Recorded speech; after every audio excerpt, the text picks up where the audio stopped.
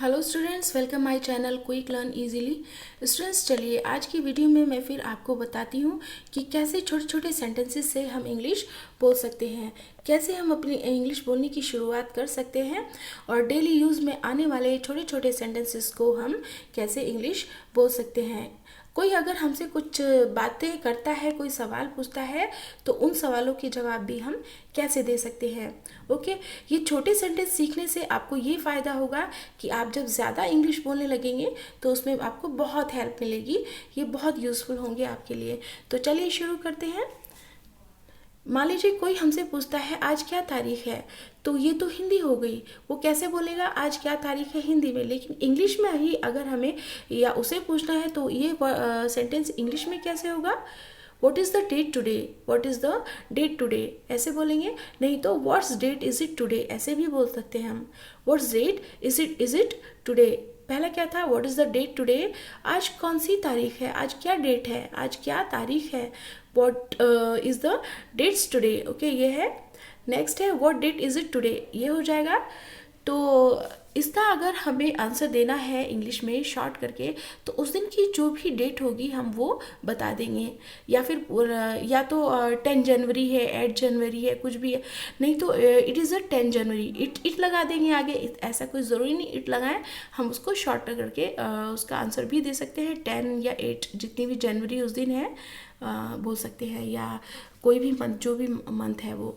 Next देख लीजिए, is she coming today, क्या वह आज आ रही है, क्या वह आज आ रही है, इसकी इंग्लिश कैसे बनेगी, इज शी कमिंग टुडे। तो अगर हमें नहीं में इसका आंसर देना है तो हम नहीं में कैसे बोलेंगे, no I have no idea, नहीं मुझे नहीं पता। अगर कोई हमसे ये हिंदी बोलता है क्या वह आज आ रही है, ओके, ये प्रेजेंट कंटिन्यूस का सेंटेंस है। वैसे तो मैं ग्रामर आपको समझा ही रही हूँ, लेकिन हर एक चीज़ में ग्रामर तो यूज़ होती ही है, ये मैं आपको बता देती हूँ। ओके, तो ये कौन सा सेंटेंस है, प्रेजेंट कंटिन्यूस का सेंटेंस है, आईएनजी लगी है इसमें।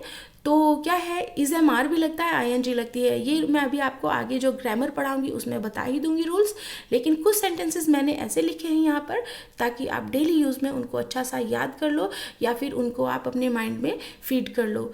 तो मान लीजिए क्या वह आज आ रही है, ये सेंटेंस है, इसका इंग्लिश में क्या बनेगा, इज शी कमिंग टुडे। और अगर इसी का हमें नहीं में आंसर देना है, नहीं मुझे नहीं पता, इस तरह से आंसर देना है, तो हम कैसे बोलेंगे, no I have no idea, नहीं मुझे नहीं पता, no I have no idea. Okay, next देख लीजिए, what day is it today, पहले डेट था अब डे है। What day is it today, आज कौन सा दिन है। तो जो भी दिन होगा आप बोल देंगे, संडे है तो संडे बोल देंगे, मंडे है तो मंडे, एनीथिंग जो भी दिन होगा, जो भी डे होगा उस दिन आप बोल सकते हैं शॉर्ट करके। लेकिन अगर आप उसे थोड़ा सा बड़ा करके बोलना चाहते हैं तो कैसे बोलेंगे, it is Sunday today. Okay, it is Sunday today. अगर पूरा आंसर आप उसे पूरा जवाब देना चाहते हैं तो कैसे देंगे, इट इज़ संडे टुडे, आज संडे है, अगर संडे है उस दिन तो। नेक्स्ट देख लीजिए, is something wrong with you, क्या तुम्हारे साथ कुछ हुआ है या फिर क्या तुम्हारे साथ कुछ बुरा हुआ है, इसकी इंग्लिश क्या है, is something wrong with you. कोई हमसे पूछता है या फिर कभी कभी हम किसी से पूछ लेते हैं ये बात कि क्या हुआ है आपके साथ, तो उसकी इंग्लिश क्या होगी, is something wrong with you, क्या आपके साथ कुछ बुरा हुआ है, उसकी इंग्लिश ये होगी।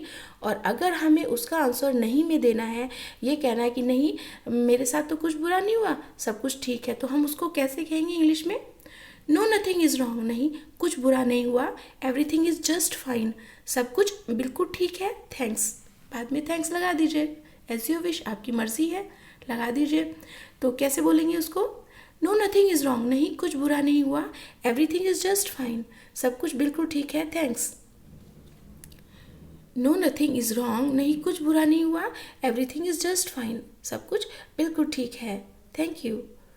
ओके, नेक्स्ट देख लीजिए, can you meet me at 7 o'clock, क्या तुम मुझे 7 o'clock मिल सकती हो, कैन मीन सकना होता है। ओके, क्या तुम मुझे 7 बजे मिल सकती हो, हिंदी ये है, क्या तुम मुझे 7 बजे मिल सकती हो, इंग्लिश क्या बनेगी, can you meet me at 7 o'clock। Okay, तो इसकी इंग्लिश तो ये है, अगर हमें इसी बात का जवाब देना है उसको कि हाँ मिल सकती हूँ, कोई बात नहीं, कोई परेशानी नहीं, तो इस बात को हम कैसे बोलेंगे इंग्लिश में, yes there is no problem, हाँ कोई बात नहीं, कोई परेशानी नहीं, ऐसे बोल सकते हैं। और अगर इससे भी छोटा करना है तो हम येस बोल सकते हैं, येस से भी काम चल जाएगा। लेकिन अगर येस से थोड़ा बड़ा करना चाहें तो हम देयर इज़ को स्किप कर सकते हैं, छोड़ सकते हैं। हम देयर इज़ ना बोलें तो भी चलेगा, सिर्फ क्या बोलें, yes no problem, yes no problem, हाँ कोई बात नहीं, कोई परेशानी नहीं। ओके, नेक्स्ट देख लीजिए, वुड यू लाइक कॉफ़ी और टी? आप चाय लेंगे या कॉफ़ी? कभी कभी हम किसी से पूछते हैं कि आप चाय लेंगे या कॉफ़ी, या फिर कोई हमसे पूछता है कि आप चाय लेंगे या कॉफ़ी, तो यही बात अगर हम इंग्लिश में बोले तो कैसे बोलेंगे, वुड यू लाइक कॉफ़ी और T? Would you like coffee और टी? ओके, क्या बोलेंगे, वुड यू लाइक कॉफ़ी और टी?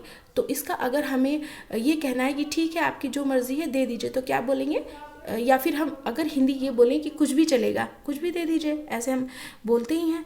लेकिन अगर हम इसे इंग्लिश में बोलें तो कैसे बोलेंगे, either would do fine, either would do fine, कुछ भी चलेगा।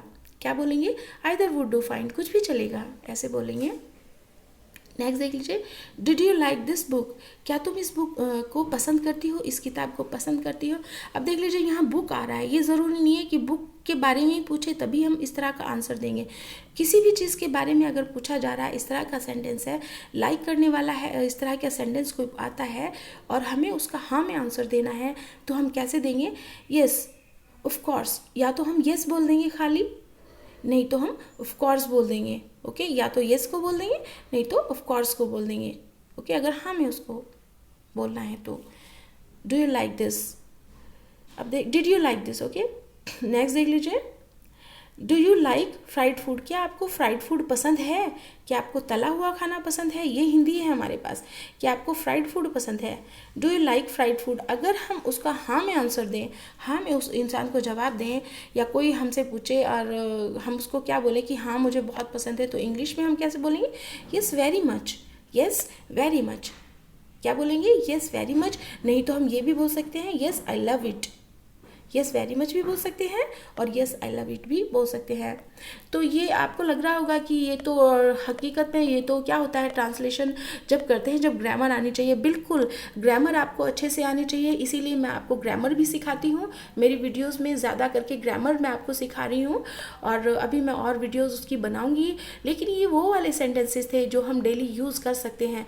अभी ग्रामर पढ़ने के साथ साथ हम अगर इन सेंटेंसेस को अच्छे से अपने माइंड में ले आएँ और किसी के साथ प्रैक्टिस करें, बोलें, अपने घर में जो भी हैं उनके साथ बोलें, तो आप परफेक्टली इंग्लिश बोलना सीख जाएंगे। आप स्टार्ट कीजिए, छोटे सेंटेंसेस से स्टार्ट कीजिए, ग्रामर को माइंड में रख कर कीजिए, ग्रामर कहाँ यूज़ करनी है ये आप ध्यान में रख कर तो करेंगे ही। लेकिन कुछ ऐसे छोटे सेंटेंस हैं जिनके सवालों का जवाब आपको हिंदी से इंग्लिश में देना आना चाहिए। डेली यूज़ में अगर आप उनको डेली रूटीन में लाएंगे तो ये आपके माइंड में एक तरह से रट जाएंगे। ओके, आपकी टंग में एक तरह से ये रट जाएंगे, फिर बहुत ईजी होगा आपको स्पोकन इंग्लिश आगे बढ़ाने में। इंग्लिश तो बहुत है, रूल्स तो बहुत सारे हैं, ऐसा नहीं है कि आप सेंटेंसेस को रट्टा मारेंगे और आप इंग्लिश बोलना सीख जाएंगे, ऐसे नहीं होता।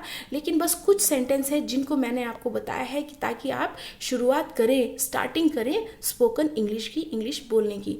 तो आज की मेरी वीडियो बस यहीं तक, और इससे के आगे नेक्स्ट वीडियो में भी मैं आपको ऐसी छोटी छोटी चीज़ें बताती रहूँगी और ग्रामर मैं आपको सिखा ही रही हूँ। ग्रामर होता है इंग्लिश बोलने के रूल्स, वो आप सीखते रहिएगा, फिर एक दिन आप परफेक्टली इंग्लिश बोल जाएंगे। वर्ड मीनिंग्स आपको डिक्शनरी से मिल जाएंगे, कुछ मैं भी बता दूँगी, वर्ड मीनिंग्स सीख लीजिए, इजीली आप इंग्लिश स्पोकन को कर पाएंगे। तो चलिए देखते रहिएगा मेरी वीडियोस को और लाइक कीजिए मेरी वीडियोस को, और मेरे चैनल को सब्सक्राइब कीजिएगा अगर आप मेरे चैनल पर नए हैं। Okay, thank you.